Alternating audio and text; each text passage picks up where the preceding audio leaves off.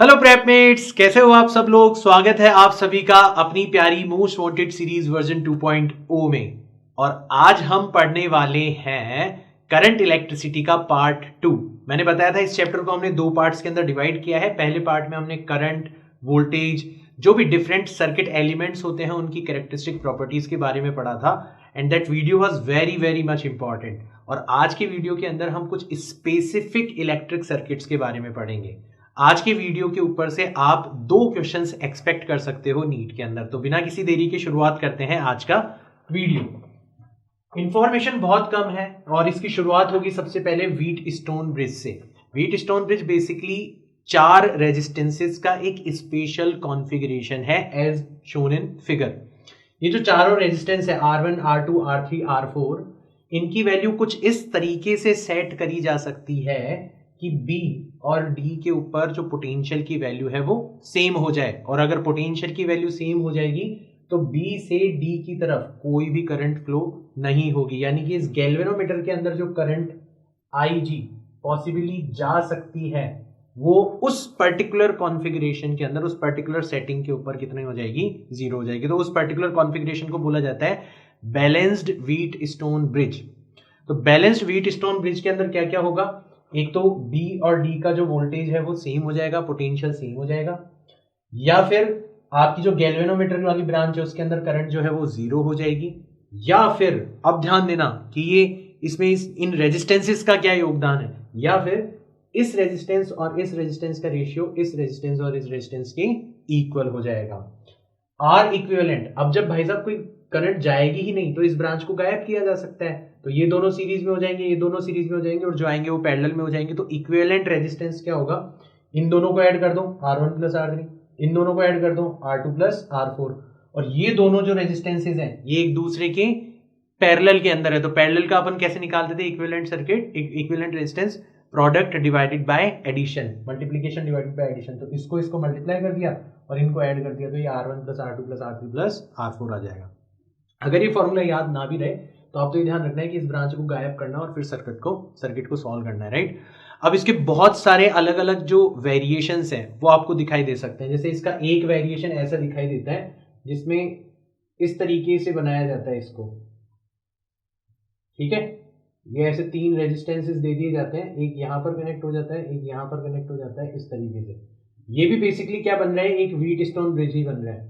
इसमें इसका और इसका रेशियो इसके और इसके रेशियो के इक्वल हो जाएगा तो आप इस वाले रेजिस्टेंस को क्या कर सकते हो, गायब कर सकते हो। एक इसका जो ट्रायंगल वाला वेरिएशन है वो आपको दिखाई देगा, तो उनको क्वेश्चंस के अंदर हम कंसीडर करेंगे, right. But wheat stone bridge, जब भी बहुत सारे रेजिस्टेंस वाला सर्किट आ जाए ना आपके सामने क्वेश्चन पेपर में, तो सबसे पहले चेक करना कि कहीं वो बैलेंस्ड व्हीट स्टोन ब्रिज तो नहीं है, और क्वेश्चन आपका बहुत ही आसान हो जाएगा अगर वो बैलेंस्ड व्हीट स्टोन ब्रिज होगा तो, राइट। इस बैलेंस्ड व्हीट स्टोन ब्रिज के प्रिंसिपल पे काम करता है आपका दूसरा specific circuit, that is called metre bridge. इस मीटर ब्रिज जो डिवाइस है इसका यूज लिया जाता है एक अननोन रेजिस्टेंस, एक वायर जिसका रेजिस्टेंस हमें पता नहीं है, उसकी वैल्यू फाइंड आउट करने के लिए। कैसा होता है, ये केवल और केवल 1 मीटर लंबा सीधा साधा सिंपल वायर होता है, राइट। और इसको नॉर्मली बैटरी से कनेक्ट कर दिया जाता है, ऐसे एक रियोस्टेट से कनेक्ट कर दिया जाता है कुछ इस तरीके से। तो ये इसका प्राइमरी सर्किट हो जाता है।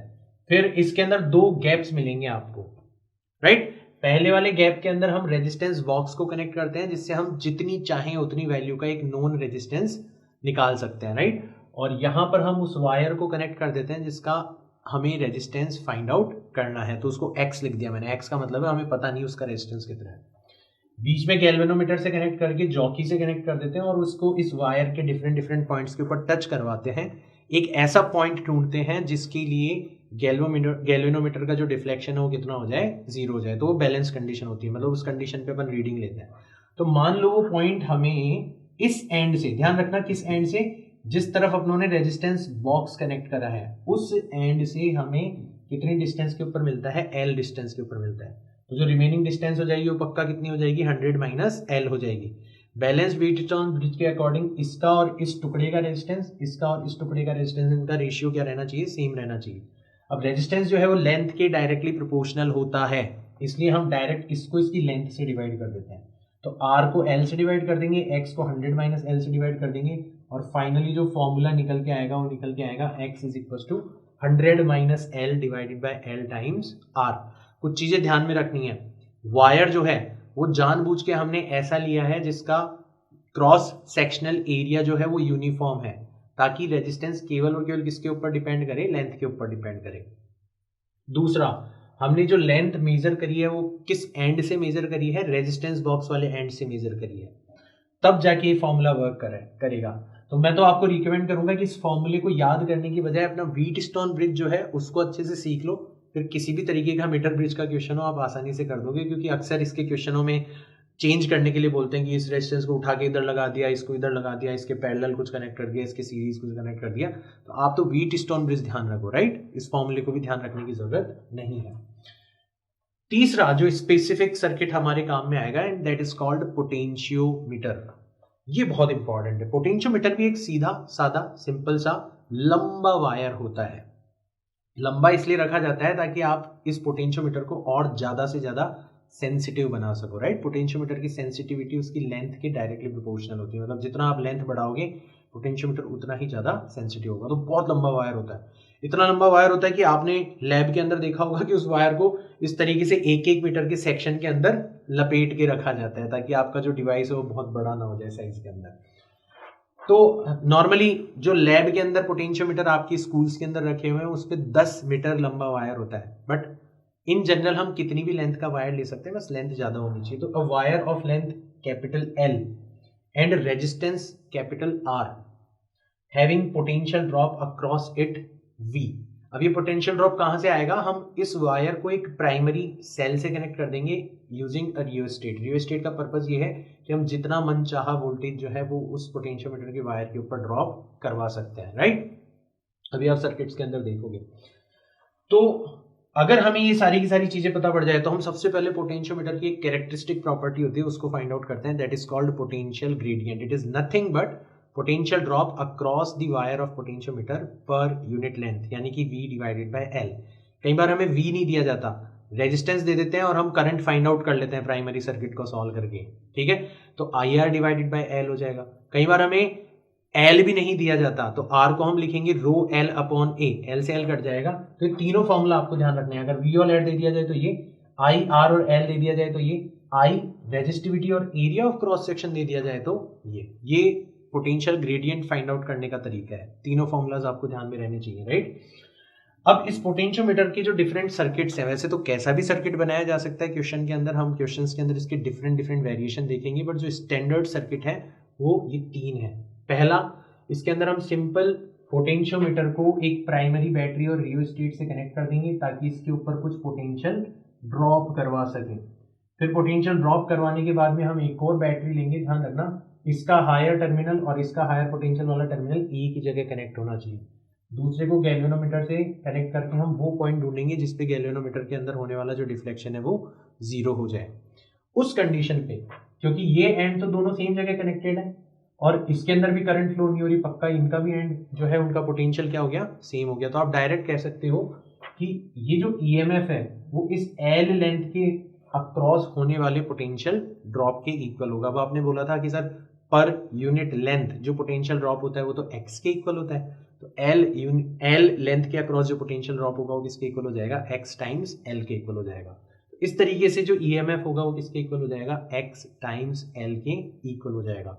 बहुत ही इंपॉर्टेंट बात, यहां पे मैंने EMF क्यों लिखा, टर्मिनल वोल्टेज क्यों नहीं लिखा, उसका कारण जान लो। क्योंकि हमने जैसे ही बैटरी को कनेक्ट किया और बैलेंस पॉइंट ढूंढा तो आपने नोटिस किया होगा कि उस बैलेंस्ड कंडीशन के अंदर इस सेल से कोई भी करंट फ्लो नहीं हो रही है, और कोई भी करंट फ्लो नहीं हो रही है इसलिए दोनों इलेक्ट्रोड्स के बीच का जो पोटेंशियल डिफरेंस होगा वो किसके इक्वल हो जाएगा, EMF के इक्वल हो जाएगा। इनफैक्ट जो पोटेंशियोमीटर है वो एक आइडियल वोल्टमीटर की तरह वर्क करता है, क्योंकि आइडियल वोल्टमीटर का रेजिस्टेंस इनफाइनाइट होना चाहिए। कहने का मतलब यह है कि जब आइडियल वोल्टमीटर को आप किसी डिवाइस के अक्रॉस कनेक्ट करो तो वो उस डिवाइस के अक्रॉस पोटेंशियल तो मेजर करके दे ही दे, साथ ही साथ में उस डिवाइस से जीरो करंट ड्रॉ करे। जीरो करंट ड्रॉ करेगा केवल और केवल तब जब उस खुद पोटेंशियोमीटर का या खुद वोल्टमीटर का जो रेजिस्टेंस है वो इनफाइनाइट हो जाए। तो वो कंडीशन आपको यहां पर वर्क होते हुए नजर आ रही है। आपने इसके अक्रॉस चुपके से पोटेंशियल डिफरेंस भी मेजर कर लिया और साथ ही साथ में आपने इससे कोई करंट भी ड्रॉ नहीं करी, यानी कि एक तरीके से इस पोटेंशियोमीटर का जो इफेक्टिव रेजिस्टेंस है वो कितना कहा जा सकता है, इनफाइनाइट। तभी तो इस बैटरी की औकात नहीं थी कि ये इस पोटेंशियोमीटर की तरफ बैलेंस कंडीशन में क्या भेज पाए, करंट भेज पाए। इतना ज्यादा रेजिस्टेंस होता है इसका effectively. So potentiometer has effective resistance infinity, that's why it works as an ideal voltmeter. It does not draw any current from the device, right? तो ये EMF मेजर करने के लिए एकमात्र अवेलेबल डिवाइस है फिलहाल आपके सिलेबस के अंदर जितनी भी डिवाइसेस हैं, क्योंकि अगर आप वोल्टमीटर यूज करोगे तो उसको तो करंट चाहिए, और अगर वो करंट ड्रॉ कर लेगा तो फिर बैटरी के टर्मिनल्स के बीच का जो इलेक्ट्रोड है वो EMF ना रह के क्या बन जाएगा, टर्मिनल वोल्टेज बन जाएगा। वेरी इंपॉर्टेंट, खासकर जो 12th की तैयारी कर रहे हो उनके लिए तो बहुत ही इंपॉर्टेंट है इंफॉर्मेशन, राइट। खैर, सेकंड जो सर्किट है उसमें हम 2 स्टैंडर्ड सेल लेते हैं और बारी बारी से, ये जो 2 वे की है ना, इसका काम यही है कि एक बार हम इसको कनेक्ट कर देते हैं, फिर एक बार इसको कनेक्ट कर देते हैं। इसको कनेक्ट करेंगे तो बैलेंसिंग लेंथ L1 होगी, इसको कनेक्ट करेंगे तो बैलेंसिंग लेंथ L2 होगी। E1 XL1 के इक्वल हो जाएगा, E2 XL2 के इक्वल हो जाएगा, तो E1 डिवाइडेड बाय E2 किसके इक्वल हो जाएगा, L1 डिवाइडेड बाय L2 के इक्वल हो जाएगा, राइट। और जो तीसरा सर्किट है जो कि सबसे ज्यादा इंपॉर्टेंट है, उसमें हम किसी सेल की इंटरनल रेजिस्टेंस की वैल्यू फाइंड आउट करते हैं। कितना यूजफुल है पोटेंशियल मीटर, सोचो, पोटेंशियोमीटर, राइट। तो इसमें क्या करते हैं, हम इसके पैरेलल में एक रेजिस्टेंस कनेक्ट कर देते हैं विथ अ की। इसका की का बहुत बड़ा रोल है। बाकी सारा सर्किट आपने देखा हुआ है, पोटेंशियोमीटर, प्राइमरी सेल, रियोस्टेट, बाकी सारी चीजें, राइट। अब क्या होता है, हम इस एक्सपेरिमेंट को 2 पार्ट्स में करते हैं। एक बार की को रखते हैं ओपन। अगर की को ओपन रखेंगे तो इसका कोई लेना देना नहीं है, केवल और केवल एक सेल है और आप लेंथ L1 मेजर कर रहे हो, तो E किसके इक्वल हो जाएगा, XL1 के इक्वल हो जाएगा। और फिर दूसरे एक्सपेरिमेंट में आप क्या करते हो, की को क्लोज करके सेम काम करते हो, तो इधर से इधर तो करंट नहीं जाएगी, बट आपस में इस लूप के अंदर तो करंट फ्लो होगी, और जैसे बैटरी से करंट फ्लो होने लग जाएगी, बैटरी का इंटरनल रेजिस्टेंस सीन में आ जाएगा, राइट। बहुत आसान से सर्किट आप खुद भी सॉल्व कर सकते हो, बट डायरेक्ट आप ये फॉर्मूला ध्यान रख सकते हो कि जो इंटरनल रेजिस्टेंस इस तरीके का एक्सपेरिमेंट करने पे आपको मिलेगा वो L1 minus L2 divided by L2 times इस नोन रेजिस्टेंस R के इक्वल होगा। What is L1? It is length when key was open and L2 it is length when key is closed। बस ये ध्यान रख लेना, L1 जब की ओपन थी यानी कि रेजिस्टेंस का कोई लेना देना नहीं था, और L2 जब की क्लोज्ड थी यानी कि रेजिस्टेंस के अक्रॉस क्या फ्लो हो रही थी, करंट फ्लो हो रही थी। सो ये फॉर्मूला आपके डायरेक्ट काम में आ जाएगा। अदरवाइज मैं तो आपको हमेशा रिकमेंड करूंगा कि आपने पिछले वीडियो के अंदर जो सर्किट्स के साथ खेलना सीखा था उसको अगर आप यहाँ पर भी अप्लाई कर सकते हो, तो आप किसी भी तरीके का पोटेंशियोमीटर का क्वेश्चन कर सकते हो।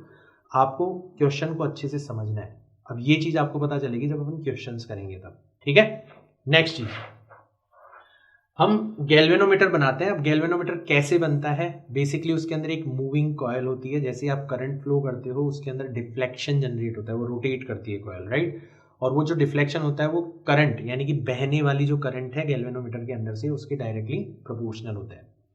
तो आप एक स्केल डिजाइन करते हो और आप डिफाइन कर देते हो कि इस स्केल का पूरा डिफ्लेक्शन जितने भी है, 30 है तो 30, 40 है तो 40, जितने भी डिविजन्स हैं उनको कवर करने के लिए इस गैल्वेनोमीटर से ज्यादा इतनी करंट पास हो सकती है। तो अगर आपको एक गैल्वेनोमीटर दिया जाए तो उसकी कैरेक्टरिस्टिक प्रॉपर्टी के तौर पर आपको 2 चीजें बताई जाएगी। एक तो बताया जाएगा कि इसको मैक्सिमम करंट कितनी चाहिए फुल स्केल डिफ्लेक्शन के लिए, और इस गैल्वेनोमीटर का खुद का रेजिस्टेंस कितना है। अब आपको एक गैल्वेनोमीटर दे दिया। गैल्वेनोमीटर एक केवल और केवल ऐसा डिवाइस है जिससे आप करंट फ्लो करोगे तो करंट के प्रोपोर्शनल स्केल, करंट के प्रोपोर्शनल डिफ्लेक्शन आपको दे देगा। अब आप इसको एमीटर में भी कन्वर्ट कर सकते हो और चाहो तो वोल्टमीटर में भी कन्वर्ट कर सकते हो। एमीटर के बारे में कुछ चीजें ध्यान रखना, छोटी क्लासेस की चीजें। एमीटर को हमेशा डिवाइस के सीरीज में कनेक्ट किया जाता है क्योंकि सीरीज कॉम्बिनेशन में करंट सेम रहती है। और गैल्वेनोमीटर को एमीटर बनाने के लिए गैल्वेनोमीटर के पैरेलल में एक बहुत ही कम वैल्यू का रेजिस्टेंस कनेक्ट किया जाता है जिसको शंट बोलते हैं। तो ये गैल्वेनोमीटर था, इसके पैरेलल में मैंने एक बहुत कम वैल्यू का रेजिस्टेंस कनेक्ट कर दिया, तो ओवरऑल ये पूरा का पूरा जो डब्बा है ये किसकी तरह बिहेव करेगा, एमीटर की तरह बिहेव करेगा। इस शंट की वैल्यू डिसाइड करेगी कि हम जो एमीटर बना रहे हैं उसकी रेंज कितनी है, या यूं कह लो कि हम जितनी रेंज का एमीटर बनाना चाहते हैं उतना बना सकते हैं विथ दिस वैल्यू S। तो S की जो वैल्यू होगी वो किसके इक्वल हो जाएगी, IG times capital G divided by I minus IG। ध्यान से सीख लो, IG का मतलब है current required for full deflection in galvanometer, ये गैल्वेनोमीटर की प्रॉपर्टी है। G का मतलब है रेजिस्टेंस ऑफ गैल्वेनोमीटर, ये भी गैल्वेनोमीटर की प्रॉपर्टी है, इन दोनों का आप नहीं छेड़ सकते। I ये आपकी इच्छा के अकॉर्डिंग है, डिजायर्ड रेंज, आप कितनी रेंज का एमीटर बनाना चाहते हो। अगर आपको ये तीनों चीजें पता है तो आप डिसाइड कर सकते हो कि आपको कितना शंट ऐड करना पड़ेगा। तो ये फॉर्मूला आपके बहुत ही काम आने वाला है। इसी तरीके से गैल्वेनोमीटर को आप वोल्टमीटर में कन्वर्ट कर सकते हो। ध्यान रखना, वोल्टमीटर को डिवाइस के हमेशा पैरेलल में कनेक्ट किया जाता है, और गैल्वेनोमीटर को वोल्टमीटर में कन्वर्ट करने के लिए गैल्वेनोमीटर के सीरीज में एक बहुत ही हाई वैल्यू का रेजिस्टेंस कनेक्ट किया जाता है। तो ये कोई डिवाइस है, इसके अक्रॉस आप वोल्टेज मेजर करना चाहते हो तो आपने गैल्वेनोमीटर को इससे कनेक्ट कर दिया, उसके सीरीज में एक बहुत ही हाई वैल्यू का रेजिस्टेंस कनेक्ट कर दिया, उसका नाम भी अपन ऐसे ही रख देते हैं। अब बेसिकली आपको जो रेंज है कि आप कितना वोल्टेज ज्यादा से ज्यादा मेजर करना चाहते हो वो आपको डिसाइड करनी है। तो आप आसानी से शंट चूज कर सकते हो कि कितनी वैल्यू का शंट जो है वो रिक्वायर्ड होगा। तो एस की वैल्यू आएगी V/IG माइनस कैपिटल G। यहाँ पर V desired range of voltmeter है कि आप कितनी रेंज का वोल्टमीटर बनाना चाहते हो। IG और कैपिटल G के बारे में तो मैंने बता ही दिया। मैं वापस से कंक्लूड कर देता हूँ, कुछ छोटी छोटी बातें आपको ध्यान में रखनी है। एमीटर को हमेशा डिवाइस के सीरीज में कनेक्ट किया जाता है। एमीटर बनाने के लिए शंट को हमेशा गैल्वेनोमीटर के पैरेलल में कनेक्ट किया जाता है। एमीटर का ओवरऑल रेजिस्टेंस बहुत कम होता है, और आइडियल एमीटर का जो रेजिस्टेंस है वो कितना माना जाता है, 0 माना जाता है। चलो वोल्टमीटर के बारे में बात करते हैं। वोल्टमीटर को डिवाइस के पैरेलल में कनेक्ट किया जाता है। वोल्टमीटर बनाने के लिए गैल्वेनोमीटर के सीरीज में बहुत हाई वैल्यू का रेजिस्टेंस कनेक्ट किया जाता है। एक वोल्टमीटर का रेजिस्टेंस जितना हाई हो सके उतना हाई होना चाहिए, नॉर्मली बहुत हाई होता है। और एक आइडियल वोल्टमीटर का जो रेजिस्टेंस होता है वो कितना होता है, इनफाइनाइट होता है। और पोटेंशियोमीटर किसकी तरह बिहेव करता है, एक आइडियल वोल्टमीटर की तरह बिहेव करता है। ये छोटी छोटी मगर मोटी बातें हैं जो कि आपको ध्यान में रखनी है। अब लिटरली इतनी कम इंफॉर्मेशन के बेसिस पे आप किसी भी तरीके का क्वेश्चन जो है वो सॉल्व कर सकते हो। नहीं मानोगे मेरी बात, चलते हैं क्वेश्चंस की तरफ। पहला क्वेश्चन लेते हैं। In the arrangement of resistances shown below the effective resistance between 2 points A and B is. अब यहां पे आप इस सर्किट को जब सॉल्व करने जाओगे तो यहां पे आप देखोगे कि यार ना तो ये सीरीज के अंदर है ना ही ये पैरेलल के अंदर है। और यहाँ पे आप दिमाग लगाओगे, मैंने आपको बोला था कि जब भी बड़ा सर्किट मिला ना तो देखने की कोशिश करना कहीं बैलेंस्ड व्हीट स्टोन तो नहीं बन रहा। तो आप पहले ना इस वाले पार्ट को देखो, इस वाले हिस्से को देखो, आप देख रहे हो कि यार हाँ व्हीट स्टोन जैसी स्ट्रक्चर तो बन रही है। फिर चेक करो कि क्या इसका और इसका रेशियो इसके और इसके रेशियो के इक्वल है। आप देखो कि यार ये तो इक्वल है। इक्वल है इसका मतलब है इस रेजिस्टेंस को क्या किया जा सकता है, गायब किया जा सकता है। ऐसे तुम इस वाले हिस्से को देखो, इसमें देखोगे तो आपको नजर आएगा यार वाकई इसका और इसका जो रेशियो है वो इसके और इसकी रेशियो के इक्वल है, यानी कि बैलेंस व्हीट स्टोन है। यानी कि इस बीच वाली ब्रांच को क्या किया जा सकता है, गायब किया जा सकता है। अब तो आपका क्वेश्चन हो गया। जैसे आप इन दोनों को गायब कर दोगे तो ये तीनों सीरीज में हो जाएंगे, ये तीनों सीरीज में हो जाएंगे और दोनों आपस में पैरेलल में हो जाएंगे। तो फटाफट से करें, 5 और 10 15, 15 और 15 30। ऐसे यहाँ पे 30 और 20 50 और 10 60। तो इस तरीके का सर्किट रिड्यूस हो गया। ऊपर तो 30 ओम रह गया और नीचे 60 ओम रह गया। और अब इनका पैरेलल सॉल्व करना तो कोई बहुत बड़ी बात नहीं है। 30 मल्टीप्लाइड बाय 60 और डिवाइडेड बाय 30 प्लस 60 यानी कि 90। 0 से 0 गया, ठीक है।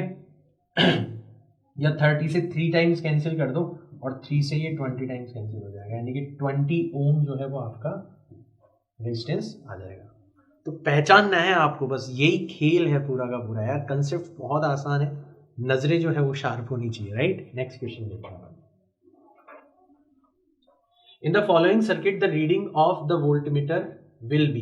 अब देखो इस वोल्टमीटर की रीडिंग आपसे पूछी गई है, यहाँ पर वोल्टमीटर लगाया गया है, देखना क्या क्या चीजें लगाई गई है इधर। एक बैटरी 12 वोल्ट की यहाँ पर है, ये रियोस्टेट है, एक 40 सेंटीमीटर का जो वायर है वो यहाँ से गुजर रहा है, और गैल्वेनोमीटर के अंदर डिफ्लेक्शन कितना है, 0 है। तो कुल मिला के आप ये कहना चाहते हो कि इस 40 सेंटीमीटर की जो लेंथ है इसके अक्रॉस जो पोटेंशियल ड्रॉप है वो कितना है, 4.8 वोल्ट है। कितना है, 4.8 वोल्ट। तो जो ये 60 सेंटीमीटर की लेंथ होगी इसके अक्रॉस पोटेंशियल कितना हो जाएगा। तो आप कहना चाहते हो कि 4.8 वोल्ट इतना पोटेंशियल किसके अक्रॉस दिखाई दे रहा है आपको, 40 सेंटीमीटर के इक्वल दिखाई दे रहा है। तो एक तरीके से ये x की वैल्यू आ गई, कितना आ गया x, 4.8 volt divided by 40 centimetre. तो अगर आपको इस लेंथ के अक्रॉस, इसका नाम अपन L रख देते हैं, तो वोल्टेज अक्रॉस लेंथ अगर आपको फाइंड आउट करना है तो आप x को किससे मल्टीप्लाई कर दोगे, L से। x की वैल्यू है 4.8 डिवाइडेड बाय 40 सेंटीमीटर और L की वैल्यू है 60 सेंटीमीटर। 0 से 0 चला गया, सेंटीमीटर से सेंटीमीटर भी कैंसिल हो गया, मीटर में कन्वर्ट करने की जरूरत नहीं है। 4 से ये 4.8 कैंसिल हो जाएगा 1.2 टाइम्स, और 6 से मल्टीप्लाई होके कितना आ जाएगा, 7.2 वोल्ट आ जाएगा। कुछ नहीं है, आसान सा क्वेश्चन था। आपको पोटेंशियल ग्रेडियंट यानी कि वायर के अक्रॉस पर यूनिट लेंथ होने वाले पोटेंशियल ड्रॉप के बारे में थोड़ा सा आइडिया दिया गया इस क्वेश्चन में, जो कि आप आसानी से ले सकते हो यहां से, राइट। नेक्स्ट क्वेश्चन देखते हैं। Resistance of 4 ohm and a wire of length 5 metre and resistance 5 ohm. ठीक है, इसका resistance 4 ohm and a wire of length 5 metre and resistance 5 ohm, wire का खुद का रेजिस्टेंस 5 ओम है और लेंथ 5 मीटर है, are joined in series and connected to a cell of EMF 10 volt and internal resistance 1 ohm. यानी कि ये ऊपर वाला सर्किट डिस्क्राइब किया गया है। ठीक है, कोई दिक्कत नहीं, कर दिया, कोई टेंशन नहीं। A parallel combination of 2 identical sales is balanced across 300 centimeter of wire. The EMF of each cell is. तो यहाँ पे बहुत सारी चीजें कनेक्ट होगी, फटाफट से कनेक्ट करते हैं। देखो सबसे पहले तो 2 सेल्स को किस में कनेक्ट किया गया है, पैरेलल में, और दोनों सेम है। तो इनका जो इक्विवेलेंट EMF होगा वो भी किसके इक्वल होगा, E के इक्वल ही होगा। पहली चीज तो ये होगी, इसके इक्वल होगा, E के ही इक्वल होगा। और पोटेंशियोमीटर की कंडीशन के अकॉर्डिंग ये E जो है ये किसके इक्वल हो जाना चाहिए, x मल्टीप्लाइड बाय लेंथ। कितनी लेंथ पे बैलेंस किया गया है, ये 3 मीटर पर बैलेंस किया गया, तो किसके इक्वल हो जाएगा, ये x इंटू 3 के इक्वल हो जाएगा। पोटेंशियोमीटर की कंडीशन के अकॉर्डिंग इन दोनों का जो इक्विवेलेंट EMF होगा वो भी E होगा, वो किसके इक्वल हो जाएगा, x इंटू 3 के इक्वल हो जाएगा।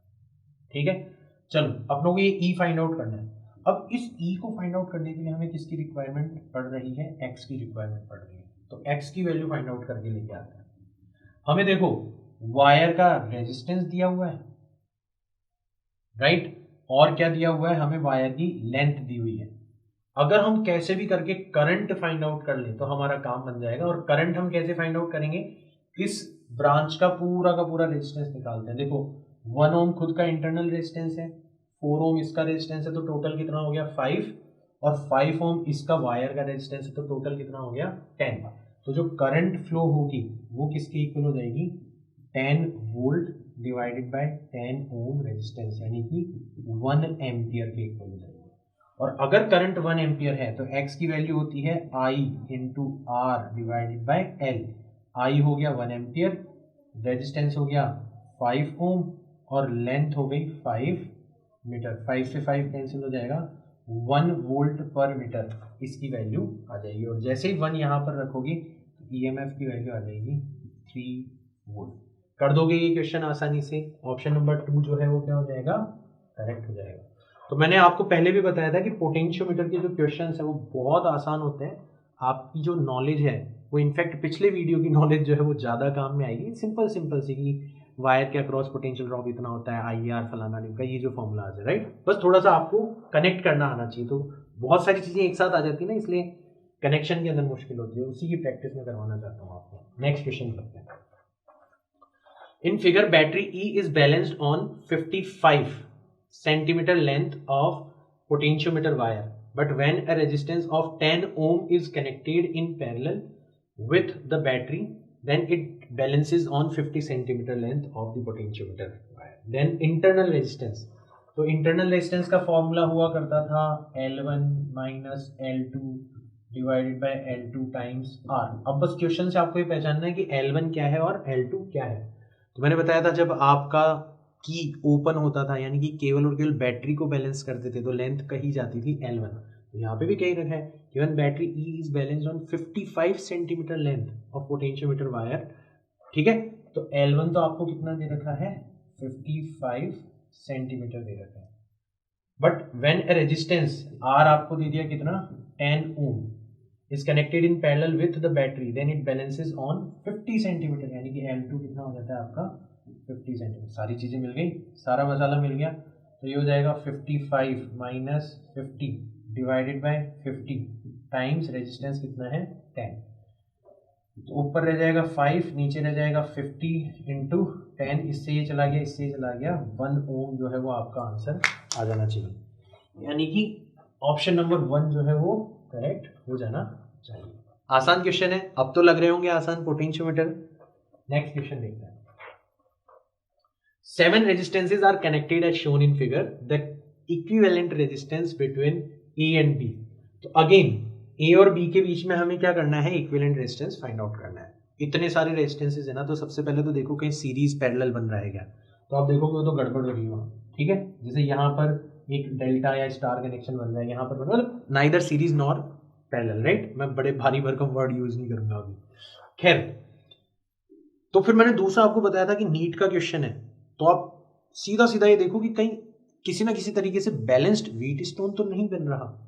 तो देखो उसके लिए मैं क्या करूंगा, मैं इसको ए को ले लेता हूं यहां पर, राइट, और यहां पर मैं ले लेता हूं बी को. अब मैं देखता हूं ए से कौन कौन सी रेजिस्टेंसेस कनेक्टेड है. तो ये 10 और ये 10 ये दोनों तो पैरेलल है. तो 10 और 10 का पैरेलल कितना हो जाएगा 5. तो ए से एक तो कनेक्टेड है 5 ओम का रेजिस्टेंस. इसको मैंने यहां से उठा के यहां पे बना दिया, राइट. 5 ओम का रेजिस्टेंस हो गया. ऐसे ही ए से एक दूसरा कनेक्टेड है कौन 5 ओम का रेजिस्टेंस, यहां पर 5 ओम का रेजिस्टेंस. अच्छा, ये पूरी की पूरी जो लाइन है ना, ये एक ही पॉइंट को रिप्रेजेंट करती है. तो इसको मैं सी नाम दे देता हूं, दे सकता हूं, चलो सी नाम दे दो. तो ये सी से कनेक्ट हो गया. अब यहां पे देखो, यहां ये जो मैंने सर्किट उठा के लगाया था यहां पर, इस पॉइंट को मैं नाम दे देता हूं डी. तो ये किससे कनेक्ट हो गया, ए से डी के बीच में. यहां तक की बात आ गई समझ में, कोई दिक्कत नहीं है. अब देखो डी और सी के बीच में कौन कनेक्ट है, डी और सी के बीच में एक 8 ओम का रेजिस्टेंस कनेक्टेड है. ये भी समझ में आ गया होगा. डी और ये पूरा का पूरा बी है, यहां तक कोई रेजिस्टेंस नहीं था ना, ये पूरा का पूरा बी है. तो डी और बी के बीच में कौन कनेक्टेड है, एक 3 ओम का रेजिस्टेंस कनेक्टेड है. ये लो भाई साहब 3 ओम का रेजिस्टेंस हो गया. और इन दोनों का एक एंड बी पर है, एक एंड सी पर है, यानी कि ये दोनों पैरेलल में हो जाएंगे. और 6 का पैरेलल इनका हाफ हो जाएगा, कितना हो जाएगा 3. तो बी और सी के बीच में एक और रेजिस्टेंस आ जाएगा, दैट इज 3 ओम. यहां तक की बात आपको समझ में आई ना, सबसे इंपॉर्टेंट है. मैं रिड्यूस कर रहा हूँ सर्किट को, दोबारा से रीड्रॉ कर रहा हूँ, और जैसे ही आप ये रीड्रॉ कर लोगे तो आपको एक जाना पहचाना चेहरा नजर आएगा. मेरा नहीं, आपको इस सर्किट का जाना पहचाना चेहरा नजर आएगा, राइट. और वो जाना पहचाना चेहरा क्या है कि इसका और इसका रेशियो इसके और इसके रेशियो के इक्वल है. इसका मतलब है इस ब्रांच को आप गायब कर सकते हो क्योंकि ये बैलेंस व्हीट स्टोन ब्रिज है.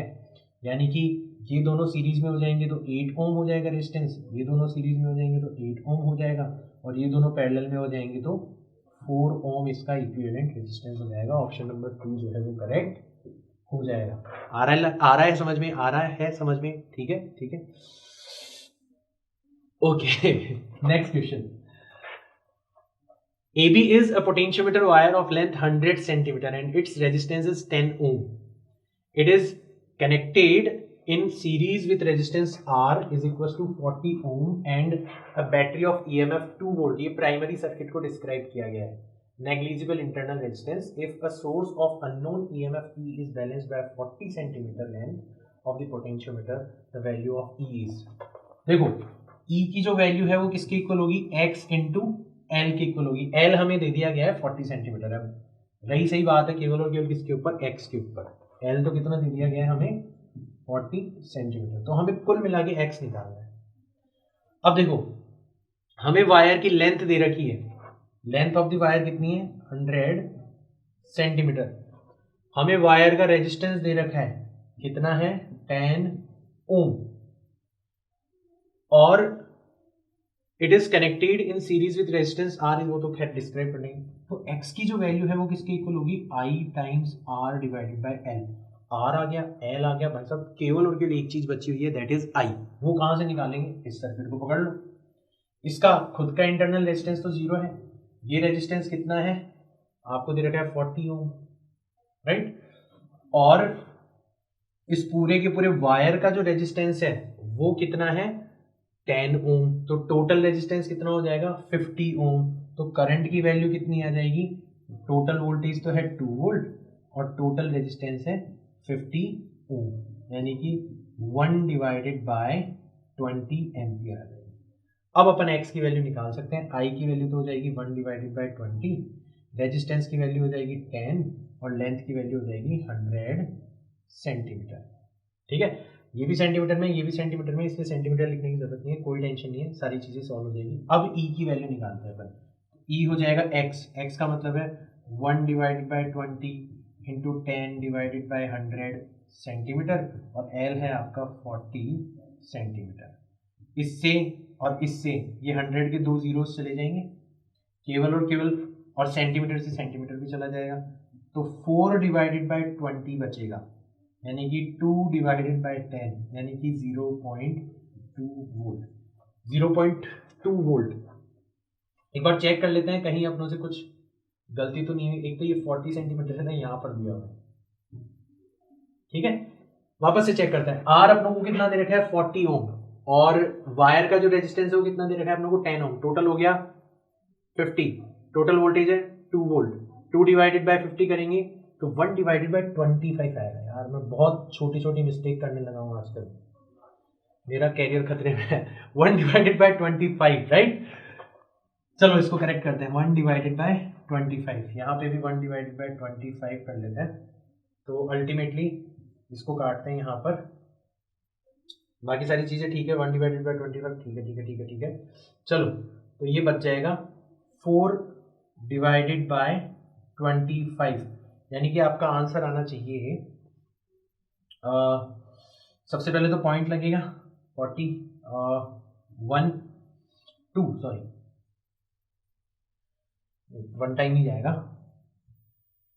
4 डिवाइडेड बाय 25 करेंगे फटाफट से, कितना आएगा आपका,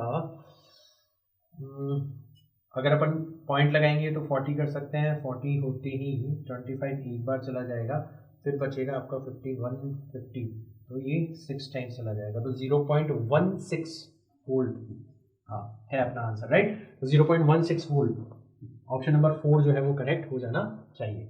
तो कुल मिला के फंडा इतना था कि E is equal to XL था, कोई दिक्कत नहीं है, L हमें दिया हुआ था, कोई दिक्कत नहीं है, X हमें फाइंड आउट करना था जिसका formula I R divided by L लगाना है, क्योंकि R और L हमें मिल रखे थे, मिसिंग पीस था करंट I, सर्किट हमने पकड़ा, टोटल रेजिस्टेंस निकाला, टोटल वोल्टेज से उसको डिवाइड कर डाला और फाइनली करंट निकाला, और करंट का हेल्प लेते हुए हमने X की वैल्यू निकाली, और X को यूज करके हमने फाइनली क्या निकाल लिया, हमारा रिक्वायर्ड आंसर निकाल लिया। कैलकुलेशन अगर मेरी तरह गलतियां नहीं करोगे तो आपको कम टाइम लगेगा आसानी से, I hope you are faster than me in calculation, right, मेरे को बड़ा जोर आता है कैलकुलेशन करने में। For changing the range of galvanometer with G ohm resistance from V volt to N times V volt, what will be the value of resistance connected in series to it, right, for changing the range of galvanometer with G ohm resistance from V volt, तो galvanometer जो है वो V volt तक का ही काम चला पा रहा था आपसे,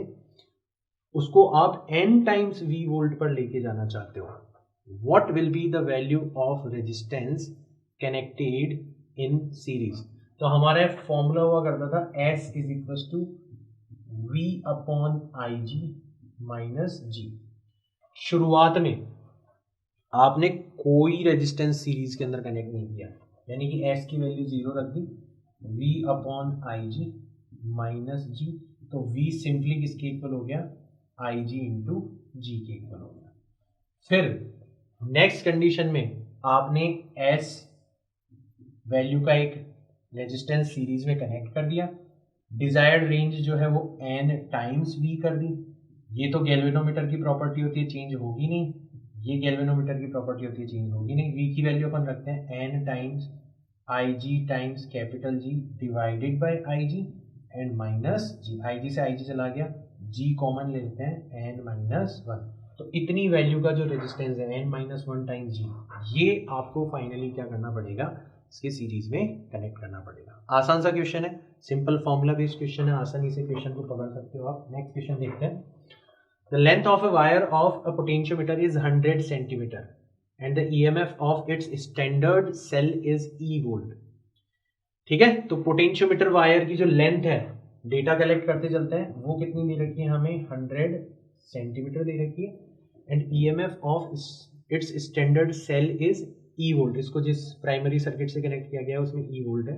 it is employed to measure the EMF of a battery whose internal resistance is 0.5। तो इंटरनल रेजिस्टेंस आपको दे रखा है बैटरी का 0.5 ohm. If the balance point is obtained at L is equal to 30 centimetre, L is equal to 30 centimetre पर आपको balance point मिल रहा है, from the positive end the EMF of the battery is. अब देखो question में कितना शानदार तरीके से आपको बरगलाया गया है, कंफ्यूज किया गया है। अगर आप इसका थोड़ा सा सर्किट बनाने की कोशिश करोगे तो ये आपका पोटेंशियोमीटर का वायर है, इसको एक ई वोल्ट की बैटरी से कनेक्ट किया गया है और यहाँ पर आपका एक सेल है, इसका ईएमएफ ई है, इंटरनल रेजिस्टेंस आर है, बट बैलेंस कंडीशन में तो कोई करंट फ्लो होता ही नहीं है। और अगर कोई करंट फ्लो नहीं होता तो इंटरनल रेजिस्टेंस का कोई लेना देना ही नहीं है। इंटरनल रेजिस्टेंस का कोई लेना देना नहीं है, तो ये लेंथ आपको 30 सेंटीमीटर दे रखी है। ई जो है वो सीधा सीधा, ई का मतलब है ईएमएफ बैटरी का, वो किसके इक्वल हो जाएगा, x टाइम्स L के इक्वल हो जाएगा। L तो आपको मिल रहा है। अब रह गई बात किसके ऊपर, x के ऊपर। तो x की वैल्यू कैसे निकालेंगे, total voltage across wire E, total length of the wire 100 centimetre और आपकी जो लेंथ है वो कितनी है, 30 सेंटीमीटर। सेंटीमीटर सेंटीमीटर 0 से 0 गया, 3e डिवाइडेड बाय 10। ये आपका क्या आ जाना चाहिए, आंसर आ जाना चाहिए, या फिर 30e डिवाइडेड बाय 100 कर लो। ऑप्शन नंबर 1 जो है वो क्या हो जाना चाहिए, करेक्ट हो जाना चाहिए। तो ये केवल और केवल इंटरनल रेजिस्टेंस की जो बात करी गई है ना, ये आपको कंफ्यूज करने के लिए करी गई है, ताकि आप ईएमएफ की जगह टर्मिनल वोल्टेज जो है उसको कनेक्ट करवाते फिरो और उलझ जाओ। ठीक है, ऑप्शन नंबर 1 जो है वो करेक्ट हो जाना चाहिए। नेक्स्ट क्वेश्चन देखते हैं। In the shown arrangement of the experiment of the metre bridge of AC corresponding to null deflection of galvanometer is x। ठीक है, what would be its value if the radius of the wire AB is doubled। तो देखो ऐसे question भी पूछे जा सकते हैं, रेडियस डबल कर देंगे तो क्या होगा। ठीक है, चलो तो अभी तो हमें पता है कि R1 डिवाइडेड बाय ये जो x लेंथ का वायर है, इसका रेजिस्टेंस बेसिकली होगा rho times length divided by area is equal to R2 divided by rho times x divided by 100 minus x divided by 100 minus x divided by area. Rho से rho cut जाता है, a से a cut जाता है, तभी तो ये चीज निकल के आती है R2 अपॉन 100 माइनस x। अब यहाँ पे नोटिस करो कि जब R1 और R2 को बैलेंस कंडीशन में हम मैनेज करते हैं तो आपका एरिया ऑफ क्रॉस सेक्शन कोई रोल निभाता ही नहीं है। मैंने पहले बताया था मीटर ब्रिज का एरिया ऑफ क्रॉस सेक्शन है, बस वो यूनिफॉर्म होना चाहिए, वो कितना है इसके ऊपर कोई डिपेंड नहीं करता। तो अगर आप रेडियस को डबल कर दोगे तो उसका एरिया 4 गुना हो जाएगा, बट एरिया का तो कोई फर्क पड़ता ही नहीं है। हमें हमारी बैलेंस कंडीशन जो है वो अभी भी कहाँ पर मिलेगी, एक्स डिस्टेंस के ऊपर ही मिलेगी। It is very important question, right. इस तरीके के क्वेश्चन अक्सर पूछे जाते हैं ताकि आप कंफ्यूज हो। A galvanometer of 50 ohm resistance has 25 divisions. A current of 4 into 10 raised to power minus 4 ampere gives a deflection of 1 division. तो एक डिवीजन के लिए आपको इतनी करंट चाहिए, तो फुल डिफ्लेक्शन के लिए जो करंट चाहिए वो कितनी हो जाएगी, 4 into 10 raised to power minus 4 को नंबर ऑफ डिवीजन से मल्टीप्लाई कर दो 25 से, 25 इंटू 4 करोगे 100 100 का मतलब 10⁻2 इंटू 10⁻⁻4 यानी कि फाइनली 10⁻⁻2 आ जाएगा, ठीक है, यानी कि 1/100 एम्पियर, खत्म। To convert this galvanometer into voltmeter having a range of 25 volt, desired range कितनी है आपकी 25 volt, it should be connected with a resistance of, कितने रेजिस्टेंस है, G आपको कितना दे रखा है 50 ओम दे रखा है। अब तो क्वेश्चन आपके हाथ में, S is equal to V upon IG minus G, V कितना है 25, IG कितना है 1/100, तो 100 चला जाएगा ऊपर, माइनस G कितना है 50, तो 2500 में से 50 को माइनस करेंगे तो 2450, इतने हो, मैंने पहले ही बताया था बहुत हाई वैल्यू आएगी, ऑप्शन नंबर 3 जो है वो करेक्ट हो जाना चाहिए, सीरीज में कनेक्ट करना है, राइट। आगे समझ में, ये ऑप्शन अगर यहाँ पे 0 लगाया जाता ना तो और अच्छा हो जाता, फिर आप कंफ्यूज हो जाते हैं, सीरीज में कनेक्ट करना है पैरेलल में। पोटेंशियोमीटर में जो रेजिस्टेंस कनेक्ट किया जाता है वो सीरीज में कनेक्ट किया जाता है, वैल्यू तो आपने निकाल ली, right. So this question should be very easy for you.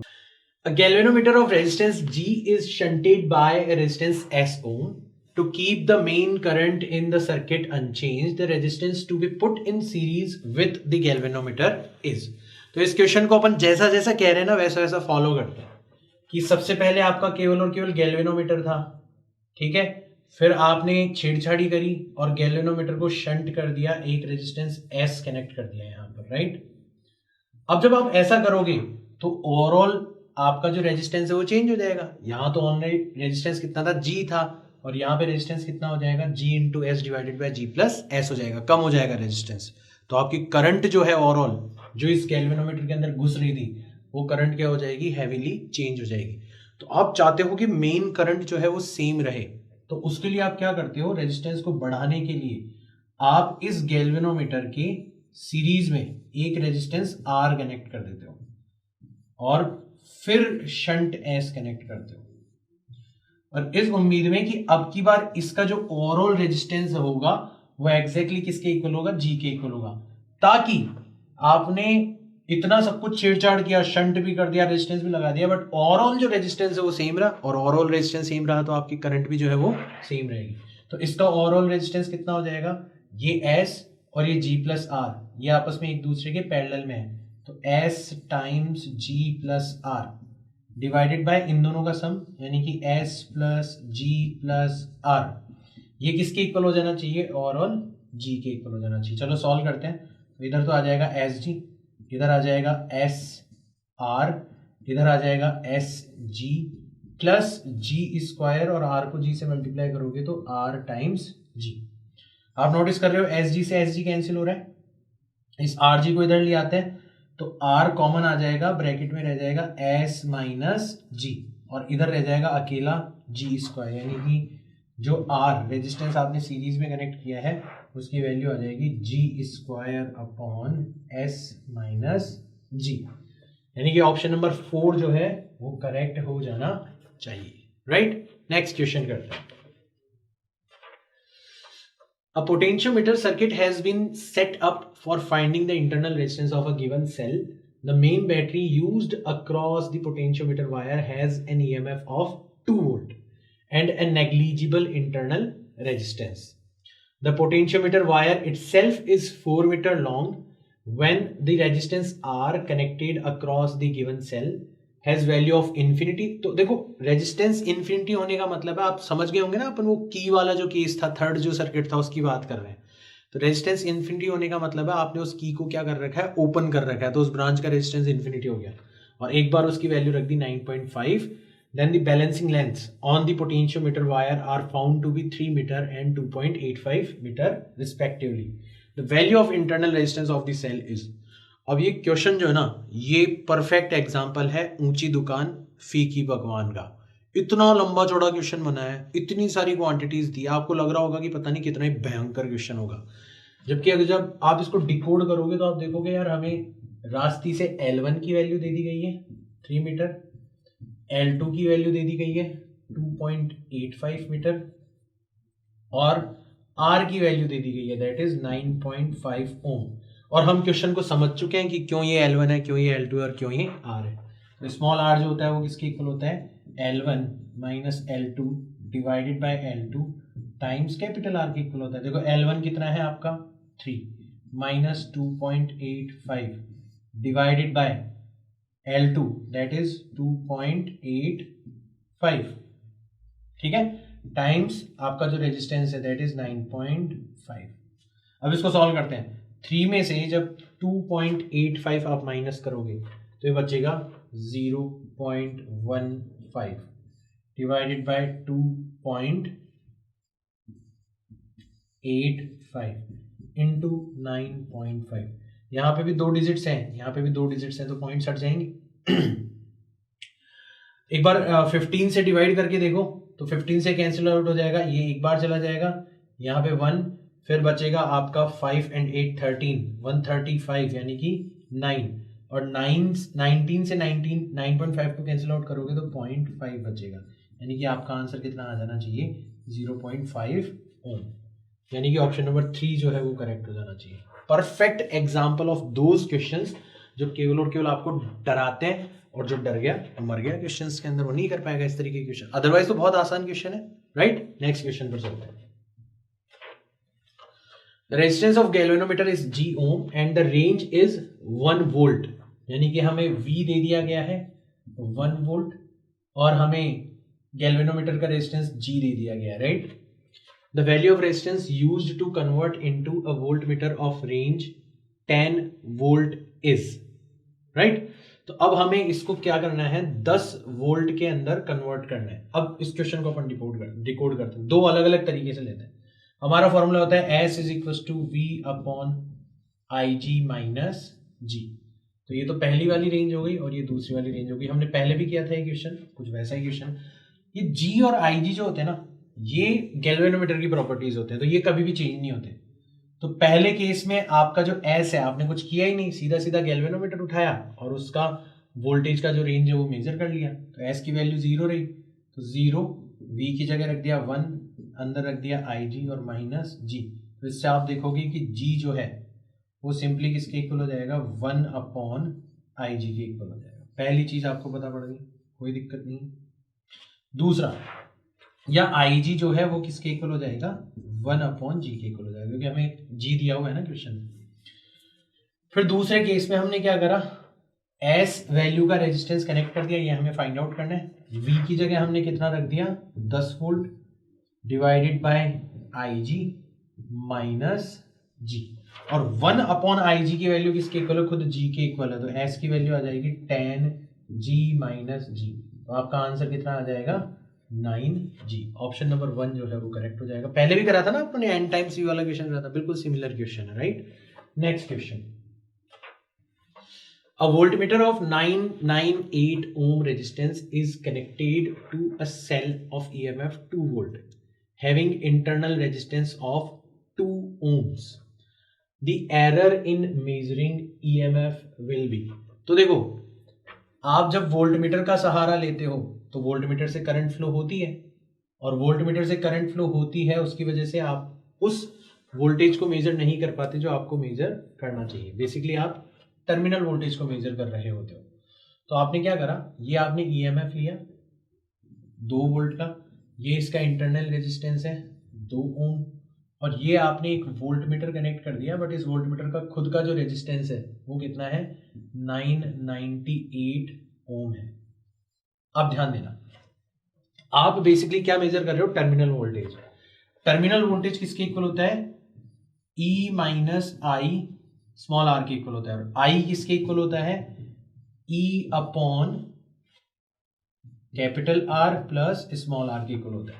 तो सबसे पहले I निकाल लेते हैं। E कितना है 2 वोल्ट, हमने बाहर से कितना रेजिस्टेंस कनेक्ट किया 998, और इंटरनल रेजिस्टेंस कितना है 2, यानी कि 2 डिवाइडेड बाय 1000, और इसको यहां पर रखेंगे तो V की वैल्यू आ जाएगी आपकी E that is 2 minus I यानी कि 2 डिवाइडेड बाय 1000 टाइम्स 2, यानी कि 2 माइनस 4 डिवाइडेड बाय 1000, तो इसकी वैल्यू आ जाएगी 2000 माइनस 4 करेंगे तो 1996 डिवाइडेड बाय 1000, ये वोल्टेज आ जाएगा हमारा। इतना वोल्टेज हमारा जो वोल्टमीटर है वो मेजर करके दे देगा। ऑब्वियसली ये तो 2 वोल्ट के इक्वल नहीं है। ओरिजिनली तो हमें कितना मेजर करना चाहिए था इसका ईएमएफ, 2 वोल्ट मेजर करना चाहिए था, बट हम तो 1.996 वोल्ट इतना मेजर कर रहे हैं। तो एरर जो है वो कितनी हो जाएगी,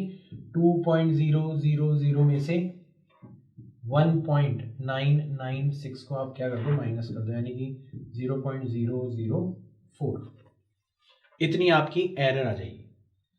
ठीक है, the error in measuring EMF will be, और इसको आप लिख सकते हो 4 डिवाइडेड बाय 1000, यानी कि 4 इंटू 10⁻³ वोल्ट। देखो ऑप्शन नंबर 3 जो है वो आपको करेक्ट होता हुआ नजर आ जाएगा। कुछ नहीं है, क्वेश्चन को फॉलो करो, क्वेश्चन में कहा गया है जैसा जैसा करते जाओ, थोड़ा दिमाग ओपन रखो कि हाँ यार, जब हम वोल्टमीटर को कनेक्ट करते हैं तो वोल्टमीटर का आइडियल रेजिस्टेंस इनफाइनाइट होना चाहिए, जबकि इसमें यहाँ पे 990 दे रखा है, यानी कि वोल्टमीटर भी कुछ करंट खींचेगा, यानी कि ईएमएफ की जगह वो टर्मिनल वोल्टेज मेजर करेगा, और इसीलिए एरर आएगी। तो इस तरीके के क्वेश्चंस जो है वो भी कनेक्ट किए जा सकते हैं। नेक्स्ट क्वेश्चन देखते हैं। Potentiometer wire length is 10 metre, तो वायर की लेंथ होगी कितनी, 10 metre, having a total resistance of 10 ohm, R कितना दे दिया आपको, 10 ओम दे दिया है। If a battery of EMF 2 volt and negligible resistance and a rheostat is connected to it, then potential gradient is 20 milli, का मतलब हो जाएगा 10⁻³ volt per metre. Find resistance applied through rheostat. तो अपना सर्किट जो है ना वो कुछ ऐसे बन रहा होगा कि ये तो हमारा पोटेंशियोमीटर का वायर रहा होगा, ये हमारी बैटरी रही होगी, और ये हमारे रियोस्टेट का रेजिस्टेंस रहा होगा। ठीक है, बैटरी जो कनेक्ट कर रही है उसका ईएमएफ कितना है, 2 वोल्ट है, और जो रियोस्टेट है उसका रेजिस्टेंस अपन मान लेते हैं R। इसका रेजिस्टेंस हमें पता है कितना है, 10 ओम है। तो हमारे हिसाब से जो करंट आई फ्लो होनी चाहिए इसके अंदर वो कितनी होनी चाहिए, 2 डिवाइडेड बाय टोटल रेजिस्टेंस कितना हो जाएगा आपका, 10 प्लस R हो जानी चाहिए। और हमारे हिसाब से जो x है वो किसके इक्वल हो जानी चाहिए, I times R divided by L के इक्वल हो जानी चाहिए। R ध्यान रखना ये वाला रेजिस्टेंस है, चलो मैं फटाफट से रख देता हूँ। I की वैल्यू हो जाएगी 2/10 प्लस R, ठीक है, या तो इसको RH कर लो, RH कर लिया, ठीक है ना, 2/10 प्लस RH, ये वाला R जो है वो कितना है, 10 है, और डिवाइडेड बाय L कितना दे रखा है आपको, 10 मीटर दे रखा है, I into R divided by L, और क्वेश्चन के अकॉर्डिंग ये कितनी दे रखी है, 20 इंटू 10⁻³ अब तो सॉल्व हो गया क्वेश्चन, 10 से 10 चला गया और 2 से ये 20 चला जाएगा 10 टाइम्स, 10 इंटू 10⁻³ करोगे तो 10⁻² बचेगा, तो 1/10 प्लस RH ये किसके इक्वल हो जाएगा, 10⁻² के इक्वल। यहाँ तक क्लियर, यहाँ तक का हिसाब क्लियर, ठीक है। इसको इधर ले जाते हैं, इसको इधर ले आते हैं, तो 1/10⁻² is equal to 10 plus RH। 1/10⁻² का मतलब है 10⁻², यानी कि 100, और 10 को इधर भेजेंगे तो RH की वैल्यू कितनी आ जाएगी, 90 ओम आ जाएगी, यानी कि ऑप्शन नंबर 1 जो है वो करेक्ट हो जाना चाहिए। आसान तरीके से इस क्वेश्चन को किया जा सकता है, राइट। नेक्स्ट क्वेश्चन देखते हैं। A galvanometer of 100 ohm resistance gives complete deflection on flowing 10 milli ampere current. तो हमें एक तरीके से IG की वैल्यू दे दी गई है 10 मिली, यानी कि 10⁻³ ampere. What should be the value of shunt so that it can measure 100 milli ampere. तो I जो है वो कितना है, 100 मिली एम्पियर, और गैल्वेनोमीटर का रेजिस्टेंस G कितना दे रखा है आपको, 100 ओम दे रखा है। सारा सामान मिल चुका है। S की वैल्यू होती है IG into G divided by I minus IG। IG कितना दे रखा है हमें, 10 इंटू 10⁻³ करेंगे तो कितना बच जाएगा, 10⁻²। 10⁻² इंटू G को अपन लिख सकते हैं 10⁻² इंटू 10⁻² डिवाइडेड बाय I को अपन लिख सकते हैं ये 10⁻², ये -3 यानी कि 10⁻⁻1। 10⁻⁻1 माइनस IG की वैल्यू हो जाएगी 10⁻²। सॉल्व कर लेते हैं, ये दोनों कट के ऊपर तो हो जाएगा 1, इसको लिखा जा सकता है 1/10, इसको लिखा जा सकता है 1/100। एलसीएम आ जाएगा 100, वो चला जाएगा ऊपर और यहाँ पे बच जाएगा 10, यहाँ पे बच जाएगा 1 यानी कि 9, और जब डिवाइड करेंगे तो 1.11, ये आंसर आपको आता हुआ नजर आएगा। ऑप्शन नंबर 1 जो है वो करेक्ट हो जाएगा। तो ढेर सारे क्वेश्चन कर चुके हैं अपन ऐसे, राइट। कन्वर्जन के जो क्वेश्चन है ये अक्सर पूछे जाते हैं, तो आपको इनसे घबराने की जरूरत नहीं है। In a metre bridge experiment the value of unknown resistance is 2 ohm, right, ये ohm. To get the balancing point at 40 centimeter distance from the same end, the resistance in the resistance box will be. So question में आपको unknown resistance पहले बता दिया गया है। Metre bridge experiment के अंदर the value of unknown resistance is 2 ohm. To get the balancing point at 40 centimeter distance from the same end, the resistance in the resistance box will be. तो हमारा formula हुआ करता था x is equals to 100 minus L divided by L times R। अब उल्टा हो गया, हमें x दे रखा है, कितना दे रखा है 2, L दे रखा है 40, तो 100 में से 40 चला जाएगा तो कितना बचेगा 60। L हो गया 40 और R हमें फाइंड आउट करना है, तो R की वैल्यू हो जाएगी 2 इंटू 40 डिवाइडेड बाय 60। 0 से 0 चला गया, 2 से ये 3 टाइम्स चला गया, 4 डिवाइडेड बाय 3 करोगे तो आपका आंसर आना चाहिए 1.33 ओम। ठीक है, okay, this option is not there. तो आई होप इस लाइन के अंदर कुछ छुपा हुआ है। ठीक है, balancing point at 40 centimetre distance from the same end. Same end का मतलब है कि हमें जो ये 100 माइनस एल दे रखा है ना, ये 40 है। एक बार वो भी करके देख लेते हैं, हालांकि क्वेश्चन कंफ्यूजिंग है। तो सेम एंड का मतलब हो सकता है आर वाले एंड से दे रखा हो, तो ऑलरेडी हमें ये वाली लेंथ दे रखी है कितनी 40, तो एल कितनी हो जाएगी 60 हो जाएगी टाइम्स आर। तो आर की वैल्यू आ जाएगी ट्वाइस ऑफ 60 डिवाइडेड बाय 40। 0 से 0 चला जाएगा, 2 से 2 टाइम्स चला जाएगा, ये 3 ओम आंसर आ जाएगा। ऑप्शन नंबर 2 जो है वो करेक्ट हो जाना चाहिए। तो यहाँ पे इसको पकड़ो, distance from the same end का मतलब है कि नॉर्मली हम जिस तरफ रेजिस्टेंस बॉक्स और जिस तरफ एक्स लेते थे, यहाँ बीच में तो गैल्वेनोमीटर कनेक्ट होता था, तो हम नॉर्मली लेंथ यहां से लेते थे, राइट। और ये वाली जो लेंथ है वो 100 माइनस एल हुआ करती थी। बट अब की बार क्या करा इन्होंने, इस 100 माइनस एल की वैल्यू हमें कितनी दे दी 40 सेंटीमीटर दे दी, तो पक्का एल कितनी हो जाएगी 60 सेंटीमीटर होगी। ये हो गया उस सेम एंड का मतलब। तो ठीक है, थोड़ा क्वेश्चन कंफ्यूजिंग है बट इस तरीके से मैनेज किया जा सकता है, कंसेप्ट आपको पता है। Resistance in the two gaps of a meter bridge are 10 ohm and 30 ohm respectively. If the resistance are interchanged, the balance point shifts by. ठीक है, तो resistance in the two gaps of a meter bridge 10 ohm and 30 ohm, तो ये 10 है और ये 30 है, ये लेंथ L है, ये अपन मान लेते हैं 100 माइनस L, तो 10 divided by L is equal to 30 divided by 100 minus L होना चाहिए, यानी कि ये हो जाएगा 1000 माइनस 10L, 100 को 10 से मल्टीप्लाई कर दिया, इज इक्वल टू 30L। इसको उधर भेजेंगे तो 40L, तो 1000 इज इक्वल टू 40L, तो L की वैल्यू हो जानी चाहिए 1000 डिवाइडेड बाय 40। 0 से 0 चला गया, 25 सेंटीमीटर हो जानी चाहिए। ठीक है, कोई दिक्कत नहीं है। फिर आपने सिचुएशन चेंज कर दी, 30 इधर कर दिया और 10 इधर कर दिया, तो L डैश लेंथ इधर आ जाएगी और 100 माइनस L डैश इधर आ जाएगी, यानी कि 30 डिवाइडेड बाय L डैश किसके इक्वल हो जाएगा 10 divided by 100 minus L dash. इसको इससे मल्टीप्लाई करेंगे तो 3000 minus 30 L dash is equal to 10 L dash आ जाएगा, इसको उधर ले जाएंगे तो 3000 is equal to 40 L dash, तो L डैश की वैल्यू आ जाएगी 3000 डिवाइडेड बाय 40। 0 से 0 चला गया और 4 से कैंसिल आउट करोगे तो ये कितना आ जाएगा, ये आ जाएगा 7 टाइम्स 28, फिर 2 बचेगा 75 सेंटीमीटर आएगा। यानी कि आपकी जो बैलेंस पॉइंट है पहले 25 सेंटीमीटर फिर 75 पर आ रहा था, यानी कि गैप कितना हो गया इनके बीच में 50 सेंटीमीटर। 50 सेंटीमीटर जो है वो शिफ्ट हो जाएगा, राइट। नेक्स्ट क्वेश्चन देखते हैं। Equal resistance each of resistance R connected in as shown in figure. A battery of V volt is connected between A and B. The current flowing in AFCEB will be. तो देखो इसमें क्या करो आप, basically ये Wheatstone bridge का ही एक और शक्ल है एक तरीके से, राइट। कैसे, अगर आप इसको उठाओगे और इसको उठा के पटक दोगे यहाँ पे इधर की तरफ, तो आपको एग्जैक्टली क्या दिखाई दे जाएगा, व्हीटस्टोन ब्रिज बनता हुआ दिखाई दे जाएगा।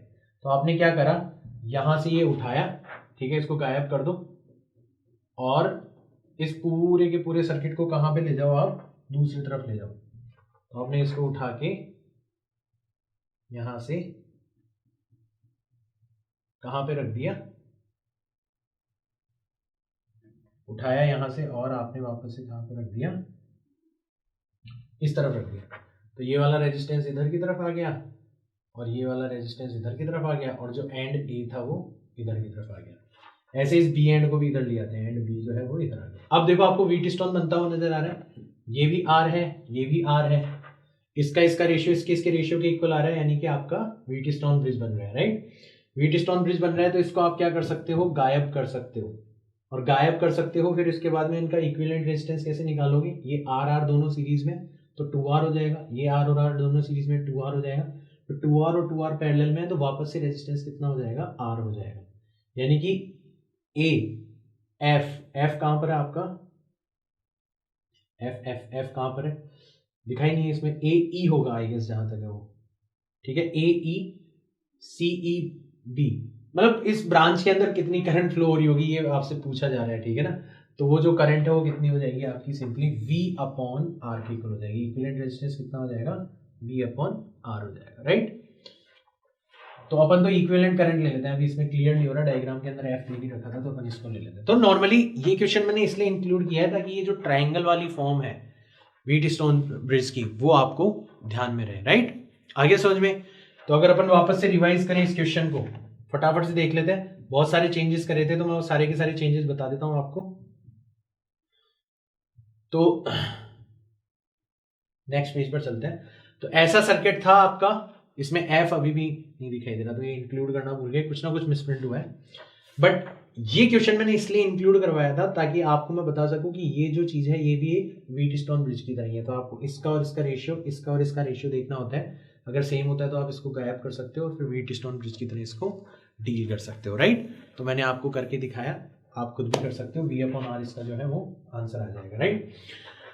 अब ये जितने भी क्वेश्चंस थे, और भी बहुत सारे क्वेश्चंस हम कर सकते हैं, बट अभी हमने जितने भी क्वेश्चन सॉल्व करे हैं, इन क्वेश्चंस के जरिए हमने जो करंट इलेक्ट्रिसिटी का रिमेनिंग पार्ट था, जो स्पेसिफिक इलेक्ट्रिक सर्किट्स थे, उनको कवर करने की कोशिश करी है। और उनके ऊपर शायद नीट के अंदर जो क्वेश्चन पूछा जाएगा वो एग्जैक्टली इन क्वेश्चंस जैसा ही होगा, इनसे बाहर आपको क्वेश्चन नहीं मिलेगा। अगर मिलेगा भी तो हमने जो कंसेप्ट्स पढ़े हैं उनके तो डेफिनेटली बाहर नहीं होगा।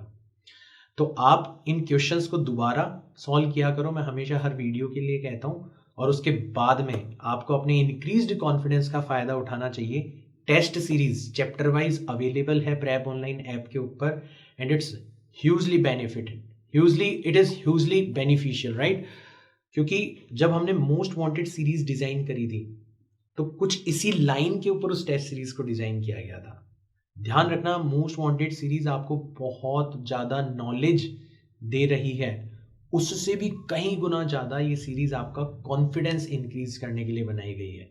And remember, these competitive exams are not for checking your knowledge, it is for testing your confidence. तो मैं मिलता हूं आपसे नेक्स्ट वीडियो के अंदर। Thank you.